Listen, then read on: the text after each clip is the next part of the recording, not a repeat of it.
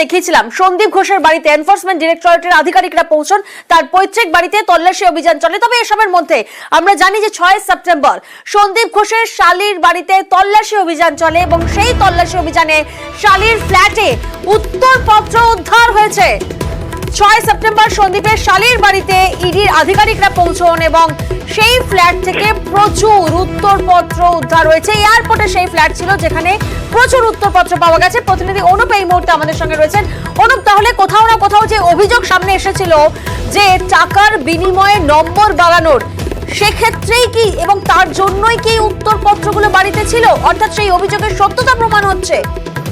এমনটা কিন্তু আশঙ্কা করছে ইডি। গত 6 সেপ্টেম্বর ইডির পক্ষ থেকে রাজ্যকর দুর্নীতি মামলা, যে মামলায় কিন্তু যে তল্লাশি অভিযান করা হয়েছিল সেখানে এয়ারপোর্ট 1 নম্বরের কাছে সন্দীপ ঘোষ তার শালিকার বাড়ি ছিল এবং সেখানে যখন এই তল্লাশি অভিযান করা হয় সেক্ষেত্রে কিন্তু বিপুল পরিমাণে নথির কথা প্রথম বলা হচ্ছিল।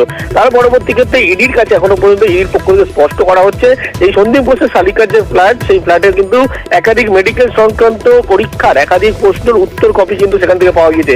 বিপুল পরিমাণে উত্তর কপি যে উদ্ধার করতে পেরেছে ইডির পক্ষ থেকে, প্রায় 200 পাতারও বেশি কিন্তু উত্তরপত্রের এই কপি উদ্ধার করেছে ইডি এবং এই উত্তরপত্রের কপি নিয়ে কিন্তু আর্থিক লেনদেন হয়েছিল কিনা ইতিমধ্যেই এই বিষয় ইডির পক্ষ থেকে খতিয়ে দেখা হচ্ছে। তার কারণ যে নম্বর দিয়ে কিন্তু টাকা নিয়ে নম্বর বাড়িয়ে দেওয়ার যে অভিযোগ আসছিল সেই তথ্য কিন্তু ইডি উড়িয়ে দিচ্ছিল না। তার কারণ হিসেবে দেখা যাচ্ছে যে মেডিকেল সংক্রান্ত পরীক্ষার প্রশ্নের উত্তরপত্র তার শালিকার ফ্ল্যাটে, তাহলে কি সেখানে বসে কোনো আর্থিক লেনদেন হয়েছিল? এই সমস্ত বিষয় যেমন তারা খতিয়ে দেখছে। এছাড়া প্রচুর পরিমাণে সেখান থেকে কিন্তু সম্পত্তির নথি, জমি সংক্রান্ত একাধিক তথ্য এই সমস্ত উদ্ধার হয়েছিল এবং এই প্রচুর পরিমাণে নথির দলিল, একাধিক ফ্ল্যাটের দলিল উদ্ধার হয়েছিল। এই সম্পত্তির হদিস কিভাবে তিনি সম্পত্তি করেছিলেন এবং তার সবথেকে উল্লেখযোগ্য সরকারি টেন্ডারের কপি তার শালিকার ফ্ল্যাটে কেন রাখা ছিল, এই সমস্ত বিষয় কিন্তু ইতিমধ্যেই গুরুত্ব দিয়ে দেখছে ইডি এবং সেই কারণে সন্দীপ ঘোষকে যখন পরবর্তী ক্ষেত্রে তারা হেফাজতে নেবে সেই নিয়ে জিজ্ঞাসাবাদ করতে ইডির আধিকারিকরা।